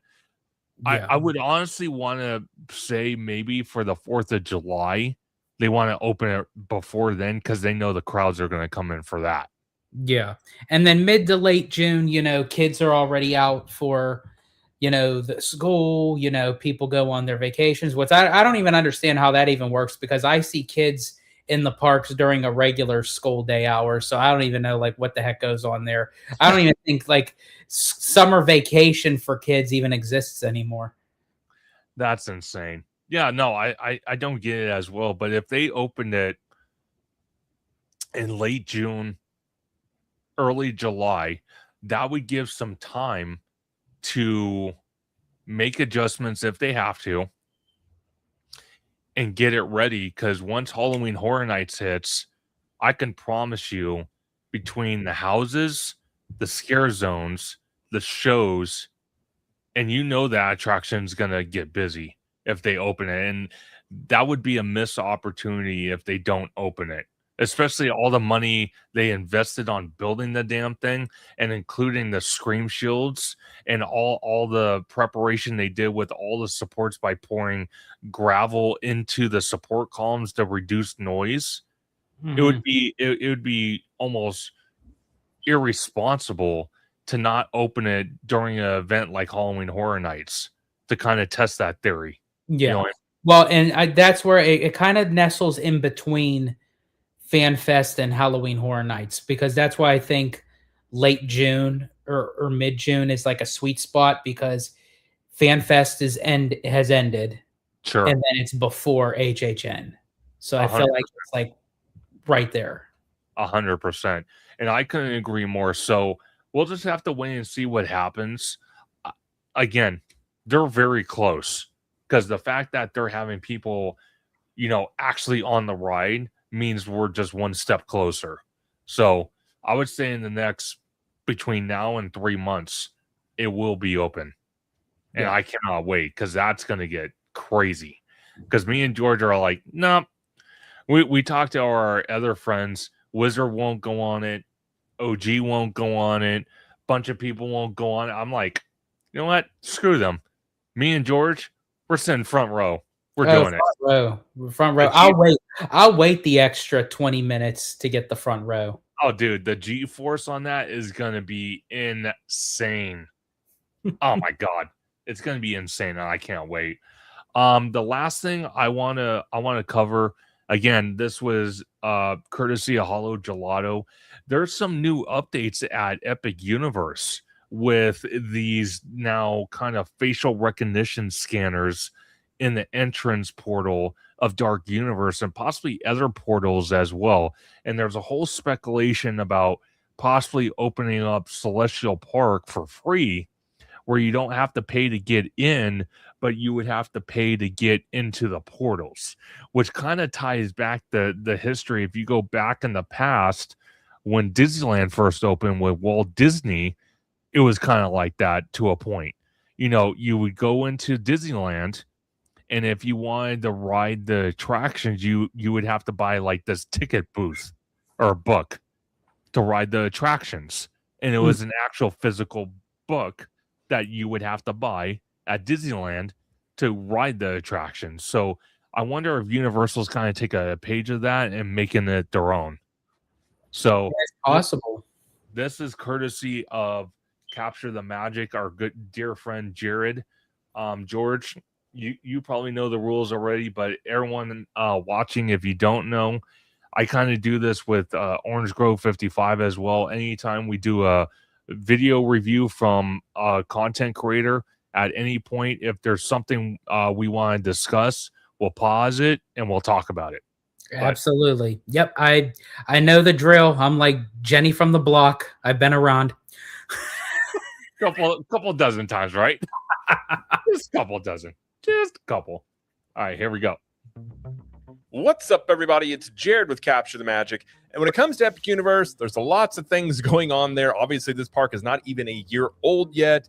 You have new additions that are coming to this park. You have the potential of Epic Universe APs out there. You have the more than likely indications that there is going to be a fireworks show premiering sometime this year off recent job postings that Universal has had. And just the other day, some people in the park noticed something interesting, which is in at least one portal, there were facial recognition scanners seemingly to get into one of the portals. What does this mean for this park? Are there going to be some major changes coming? So in this video, we're going to go through what this is. I think I do know what this is right now, but what this also could indicate that could be coming to Epic Universe. We're going to go all through it, talk about it, and give some thoughts on it. All right, this comes from Blog Mickey. It says Universal begins testing innovative land-by-land access at Epic Universe, and they say it could be a game changer. Universal's Epic Universe is now testing an innovative land-by-land access system that would allow for a very unique operation of Universal Orlando's latest theme park. The testing was spotted at the Dark Universe portal, and if successful, could redefine how Universal approaches operations at Epic Universe. It says this has been a long time coming, so let's dig into the latest. As spotted by Florida Coasters 1, Universal team members were recently spotted testing a facial recognition system at the entry to the Dark Universe-themed land at Epic Universe. As seen in the photo below, there are 3 facial So I have to bring this up, George, because you know what ticks me off above oblivion out here in Hollywood for Universal. We still have the dinosaur technology of entering our theme park with fingerprint scanners, and it drives me literally nuts. So the fact that they can build, facial recognition like scanners for an entrance portal to a land, it makes you wonder if they are, they have the capability to do this at Universal Hollywood. There's not absolutely. They have the capability of doing it anywhere, that they want. It just makes me wonder if Universal doesn't want to do it in Hollywood, or if they do, but something of the stipulation to the California state law won't permit it. I don't know. It's weird. It is weird. So hopefully hopefully we'll see it in Hollywood with all the transformation happening. Again, probably I would say it's kind of hard to tell, but once they start the hotel construction in the Woodywood parking lot, they're going to close off where the globe is, and you won't even be able to enter that area because it'll be all walled off. So I would guess at that point they would probably update, the technology, get rid of the fingerprint scanners, and introduce the facial recognition scanners if they are allowed to. Because I would like to see that. Because I will say this until my deathbed, but it was so much easier at Universal Orlando to get in the parks doing the facial recognition than it was fingerprint scanning in Hollywood. So much easier. Recognition stanchions at the portal entrance to Dark Universe, and team members can be seen monitoring the system. So before we dig into the specifics of this system and what it could allow, let's go back to the planning stages. Epic Universe implements a hub and spoke design that was popularized at Disneyland. Essentially, there is a central area, which is Celestial Park, that feeds into the various themed lands. What made Epic Universe unique in the planning stages is that it didn't connect the themed lands to each other. Instead, each themed land would be a standalone experience requiring guests to exit the land and return to the Celestial Park area if they wanted to visit another area. This design was in sharp contrast to how Disney has designed its hub and spoke parks. At Magic Kingdom, for instance, guests can walk all the way from the far reaches of Tomorrowland to Adventureland on the other side of the park without ever having to return to Main Street USA, thanks to the interconnected walkways between each land. It was clear from the planning stages that Universal had something different in mind for Epic Universe, and we're just now starting to see the early testing of that design.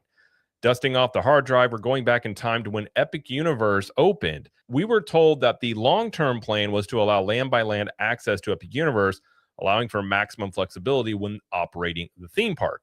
Therefore, when we visited Epic Universe during the previews, not only were we fascinated by the park itself, but we're also fascinated by the 3 electrical boxes in the ground at each portal. In the photo below, you can see the outlet boxes that are being utilized for the pop-up facial recognition test at the Dark Universe portal. When thinking about how this land-by-land or portal-by-portal facial recognition system could be used, the possibilities are many. Epic Universe already utilizes facial recognition at the main gate to tie your face to your park ticket. That means that once you're inside the park, any other facial recognition checkpoints should allow for a smooth experience.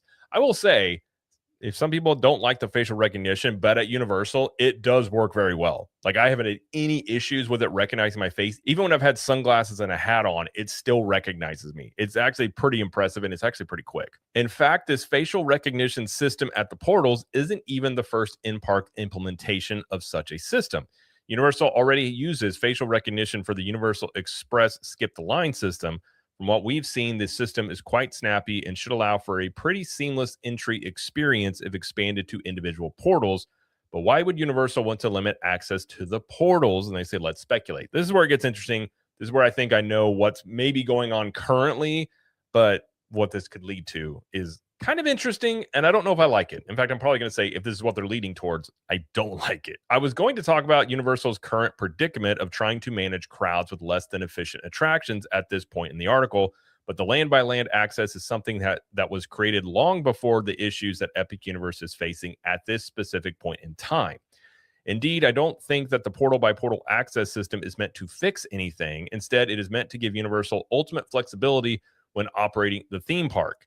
So let's talk about a few scenarios that this facial recognition system could address. And this is the one that has been talked about, rumored about, theorized about, that I don't like from a guest perspective, but I totally get why Universal could do this. And they probably have some pretty good reasons as to why they want to do this themselves, but I don't think guests will necessarily enjoy it, which is free access to Celestial Park. It says, we'll start with the most likely outcome of the facial recognition system. Free access to Celestial Park. Celestial Park is beautiful, and it contains a lot of shopping and dining offerings that could benefit from more guests visiting. In theory, if Universal is able to effectively gate access to each portal using the facial recognition system, then Universal could open up Celestial Park for free or discounted ticket, if you just, something cheaper, but, it could be free, to anyone who's looking to do some shopping or dining.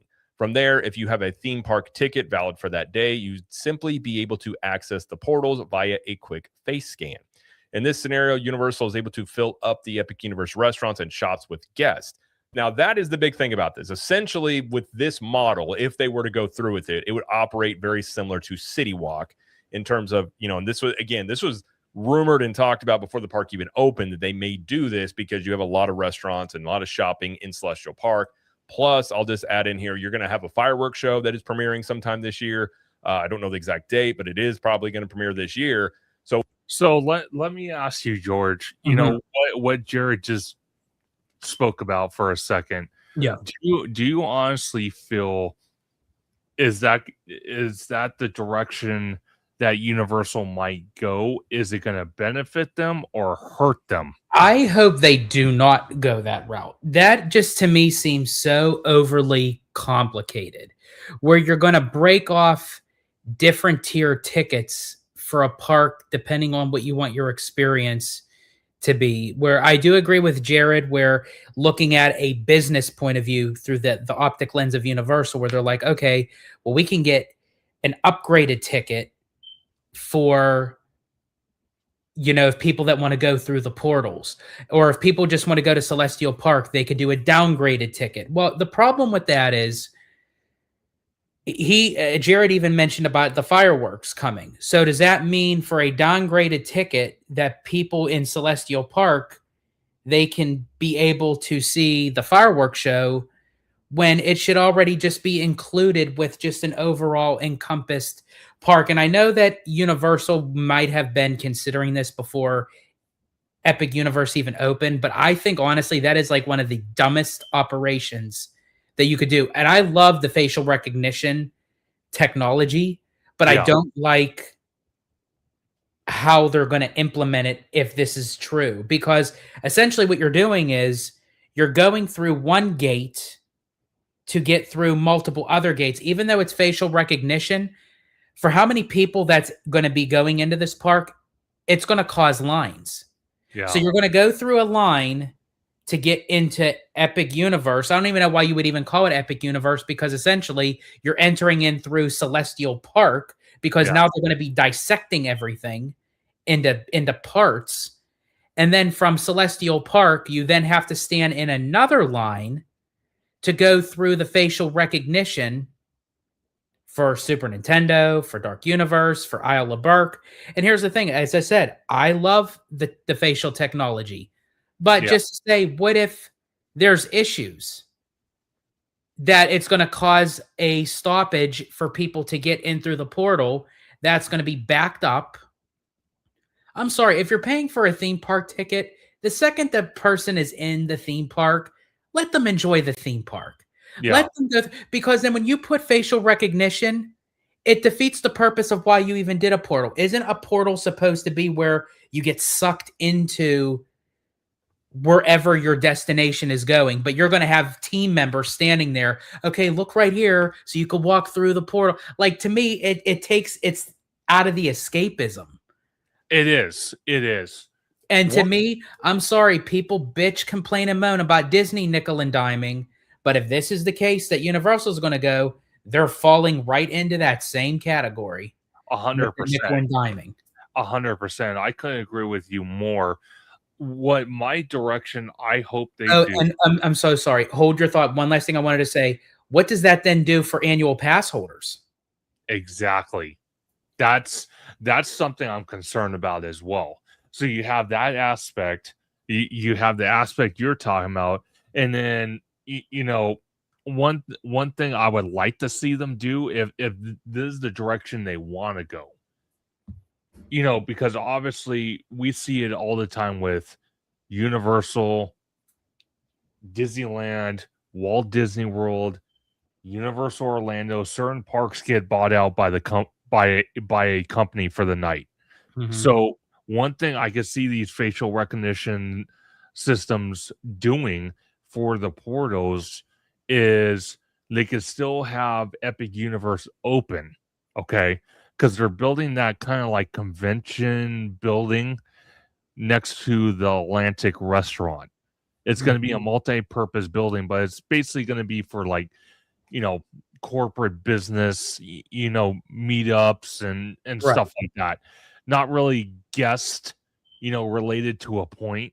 But with these facial recognition, I think hopefully they're using it for that aspect. So if a company comes in and they do their convention at whatever this building is going to be called next to the Atlantic restaurant, and let's say they buy out, I don't know, Dark Universe, since this is the first time we're ever seeing this at Dark Universe. Let's say the company buys out Dark Universe, but all the other portals are open to the general public that's already in the park. They don't necessarily have to close Epic down. They just close that portal off, and they use the facial recognition to scan people of that convention to allow them in, but not allow the general public, even if you're an annual pass holder, because you're not part of that company's party or wherever they want to call it. I could see something like that. But the way Jared is describing it, it's not Jared, it's an article Right. from It's just whatever the article is saying, and Jared's giving like the his opinion. take that there's the possibility. And I hope that is not the case. I hope Universal is smart enough to not go down that rabbit hole, because that is going to lead into a mess. And people think that a lot of people aren't going into Epic Universe now. That's going to be even a bigger case that people aren't even going to want to even tackle going into that park. That'll cripple that park. And again, as we said it, as Jared said it, as many people said it, it's not even a year old yet. Yeah. And they're getting a little bit too complex with it. And then also, too, they're going to treat Celestial Park. Okay, you go in for shopping and dining, just like City Walk. Well, I'm sorry, then what's the point of having City Walk? Exactly. That's what I mean. And big shout out to Hen Geek Village for the $5 super chat. He says, I agree. I'm not a fan of Celestial Park idea where we need to line up for portals. Spot on take. No, 100%.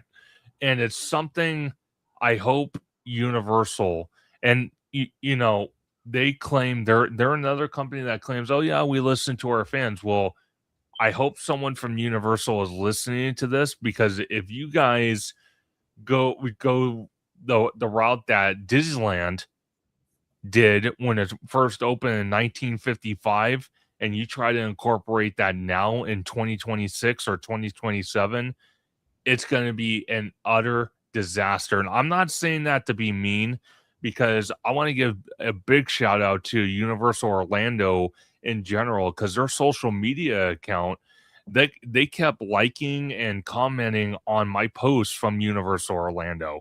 So I do commend them a lot, because it was a wonderful, wonderful experience. And that's why Universal, that's why we're telling you to not do this, because it was a wonderful experience. Yeah. I think, honestly, this would make it a nightmare experience if they consider doing this. 100%. And John Make It Rain says City Walk in LA needs to go. I'm sorry, but there is nothing substantial or special about it. He wants it gone. Here's the thing. I just don't know. Even if they were to remove City Walk, the placement of where it's at, I don't really know what else you would do with it. It would just be a giant, I'm going to say it, folks, sorry, walking path to the park, because you can't really do. I mean, am I wrong? I don't know. I'm not too familiar with the footprint. Is there anything else to do with that spot other than shopping and dining? No. You could put lands and rides, but it would be logistically, it would be a puzzle to try to build it. But there would be lots of rides, like John Make It Rain said, and a lot of space for land. It just, would they do it? I'm not sure. It's not off the table, but who knows? Giant Peter says Universal Orlando has liked and commented on many of my posts in the past too. Yeah, they're very what's the term or phrase I'm looking for? They're very excited in a way when tourists come into their park and they're posting photos, video clips, talking highly about their parks. They eat that up. And why Universal Hollywood kind of has their little select bubble of people that they like their posts and basically the hell with everyone else. I don't, understand that. I hope they would change that in the near future, because I agree with Peter. I literally felt the hospitality in Universal Orlando is like 100 times better than Hollywood right now. Not saying Hollywood is bad. I'm saying that Hollywood has room for improvement. And Universal Orlando is literally the leader in hospitality when it comes to Universal parks. Now, obviously, I haven't experienced the international parks of Universal, but I'm just saying in general, if I had to do a comparison, and then the Hen Geek Village, he said they need to just be patient and finish the expansions and get annual passes going. The people will come. 100%. I couldn't agree more. Peter says Disneyland Paris for me too.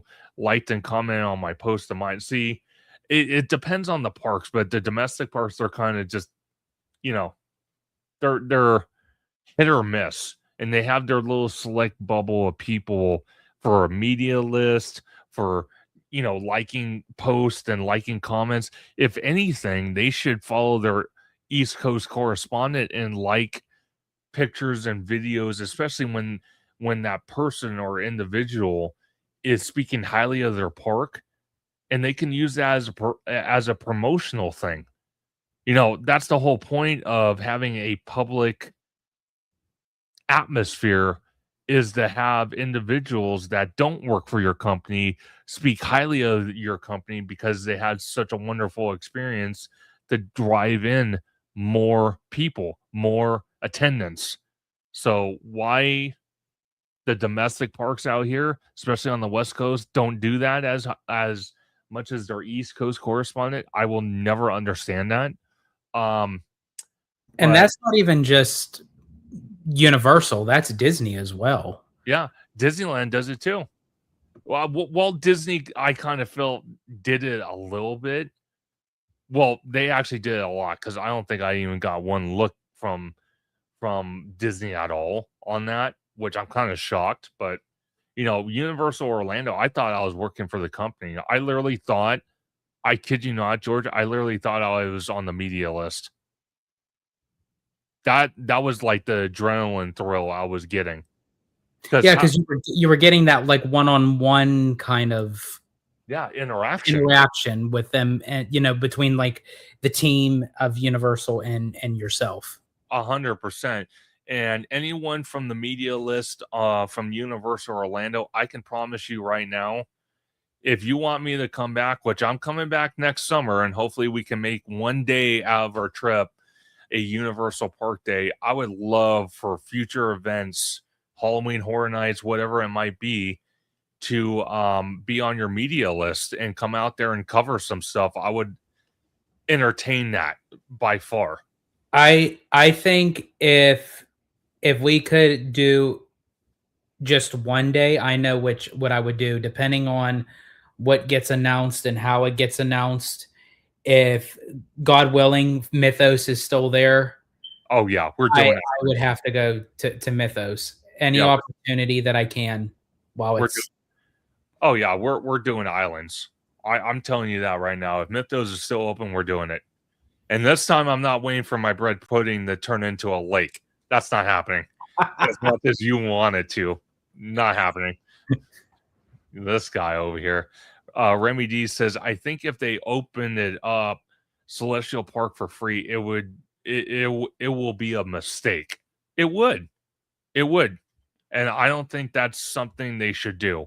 Giant Peter says Universal Orlando media list is the hardest media list to get on. I tried 6 or 7 times for Epic. It might be the case, but for my first time going to Universal Orlando, and I have the company themselves, messaging me on my first time, and I know they did it for you, Peter, as well. That's a bold statement, because when I started my YouTube channel, And I was going to Disneyland and Universal because I live out here in California. Um, I didn't get looked at by Universal. I didn't get looked at by Disney. The first time I go to Universal Orlando, I have a one-on-one interaction with them on social media, and you're gonna tell me that's kinda a coincidence? I don't think so. Crazy. Park Explorer Adventure, welcome in. They said, "How do people get on the media list?" Well, there's several different ways. You can email them. There's a certain email that you can find online to email them. A lot of times, if your content's really good and they like what they see, they can reach out to you. There's multiple ways. So we'll see. We'll see what happens. Um, but I know it's getting a little close for us to do another video. But George, I want to ask you a little more questions with this. Mhm. Because again, like I stated at the beginning, what Jared was talking about, and big shout out to Jared from Capture the Magic for providing the video today, is you know, they have the technology to build the facial recognition. Right. Hollywood's in the dinosaur age. They need to get rid of it, get with the times, and get, you know, have the facial recognition. And here's my gripe about it, because people have said in the past they don't want facial recognition at Hollywood. I don't know if it's something because of you know your face gets posted on a government you know server or something. But let me And honestly, we're all covered anyway. No matter what you do, whether it's through your face, whether it's through your fingerprint, whether it's through the shit you take in the stall, like somehow some way they know who you are. Your life, creating an account on your phone yeah, puts it's you out. no, It- it's yeah. So sorry, but yeah, to your question. no, it's ridiculous. I want to read John's comment there. He said in LA they just have so little space and it's wasted on city walk and parking structures that could be built future south or remove altogether. He's talking about city walk.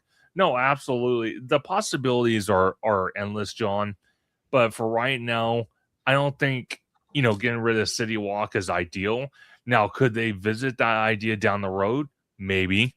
But for right now, what I would like to see Universal Hollywood do, give us the facial recognition scanners, open the security hubs, build us the hotel they promised, give us an expansion of Harry Potter, give us an expansion of Super Nintendo World, and possibly a West Coast version of Darkmoor, and then we'll talk about getting rid of City Walk, because City Walk still has a decent amount, not a lot, but a decent amount to offer. Like George and I, we go to the AMC theater a lot with Abby, go see movies like the Mario Galaxy movie we just went to go see not too long ago. We eat at Bubba Gump a lot.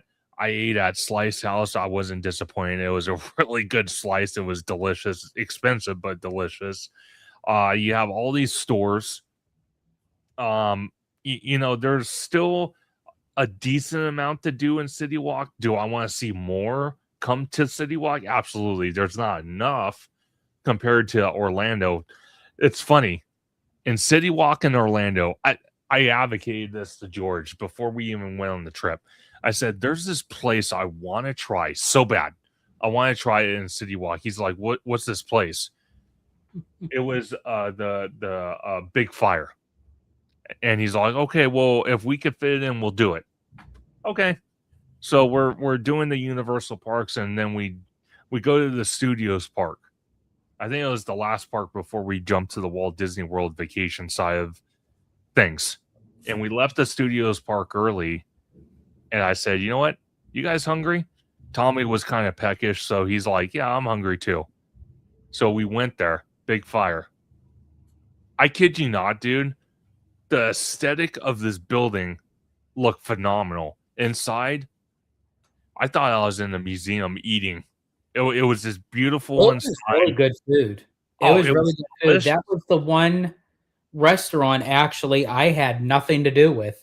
That Yeah. was not planned by me. That was all Conductor. You know, he actually picked that one and he really wanted to experience it. And I'm glad he did because I definitely would go back there again Oh, for sure. 100%. And we only, what's funny is Orlando or Universal Orlando City Walk, we only barely scratched the surface. There were so many other things we didn't even see. Like I wanted to visit the Red Coconut Club, didn't get to see that. There were other things I wanted to see. So there's so much to do in Universal Orlando City Walk compared to Hollywood. It's crazy. It's insane. So that's something I look forward to going, in the future. So hopefully it happens. I would like to personally see it myself. But we'll just have to wait and see. Again, hopefully we get some clarification on these facial recognition scanners for Epic, because like George mentioned, like Jared mentioned, and I even mentioned, if they go down the route we're thinking they're going to go, it could be disastrous for Epic and really kind of put a dent where they don't want a dent to be. You know what I mean? Mm-hmm. So I agree. But I want to give a big shout out to everybody in the chat. Giant Piers Adventure, Remy D, John Make It Rain. We had Hidden Geek Village with the $5 super chat. Again, very much appreciated. Sean Narani. We had Jacob Weller. Who else we have in here? Just want to double check to see if we had anybody else. And we had Abby in the house as well. We had David in the house.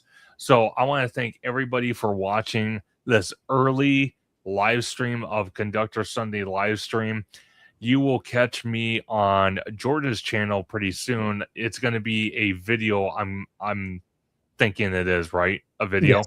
Yeah. So you'll probably see that video up on his channel in the next couple of days.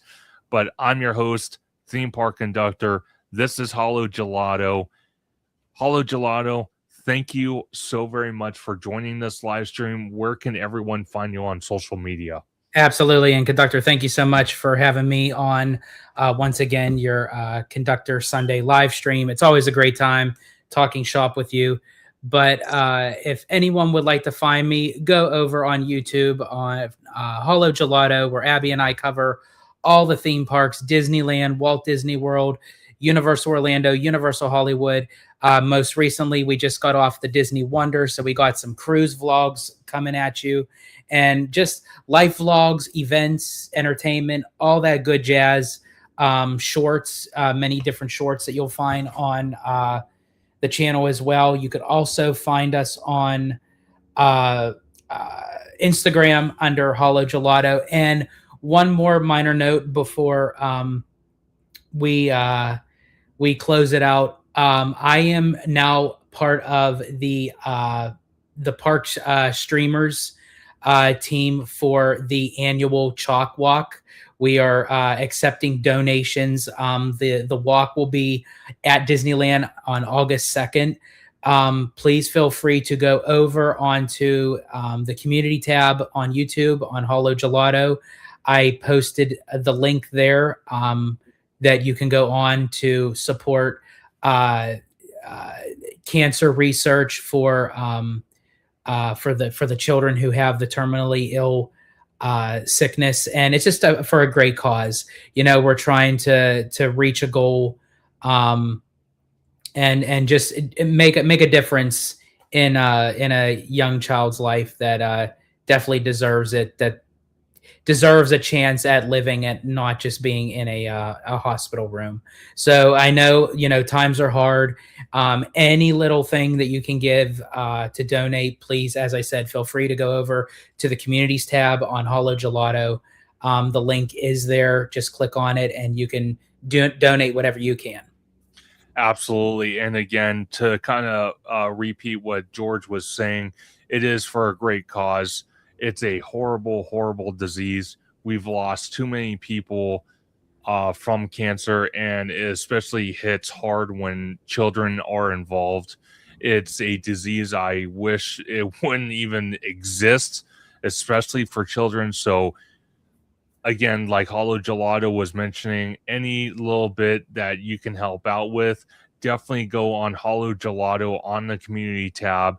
And Abby posted the link in the chat here. Big shout out to Abby, George's wonderful wife. And please show your support for Chalk and Children's Hospital, because again, like George mentioned, children deserve to live. They don't deserve to have their life cut short due to this horrible, horrible disease. And everybody, on August the 2nd, there's going to be an event at Disneyland for Chalk. George, I'm guessing, will be there. The crew of the park streamers will be there. So definitely come and show your support. It's for a great cause. And again, big shout out to George and his wonderful wife, Abigail, everybody in the chat. I'm your host, Theme Park Conductor. You can find me on YouTube, Instagram, and Blue Sky at Theme Park Conductor, on X at Theme Conductor, TikTok at Theme Park Conductor 1, and every Sunday, like today, at 5 or 7 p.m. for Conductor Sunday live stream, where we have amazing guests like the one, the only Mr. Hollow Gelato with his spicy Italian theme park opinions that I love so much, and so many others as we break down Disney and Universal news. We speculate, we talk rumors, we have the chat, discuss these topics with us that are just a great conversation, and I love doing it. But programming note, I will be at Universal Fan Fest nights, me and George and 11 other of us. So we're going to have a big entourage. It shouldn't be hard to miss, because you'll see me probably a couple miles away because I stick out like a sore thumb. But you'll just hear my mouth. Yeah, you'll hear his mouth and you'll see me miles away. If you do see us in the park, though, please come say hello. We always welcome it. We love to talk to our community and love to hear your comments. So I can't wait. And then I think the week after that, we'll be at Disneyland for the original trilogy characters debuting at Galaxy's Edge, and so much more content coming up. Thank you, everybody. Have a wonderful night, evening, day, wherever you might be. Stay warm, stay cool, stay safe, and I will see you guys next Sunday on Conductor Sunday live stream or in the parks. Have a good night. Peace out, everybody.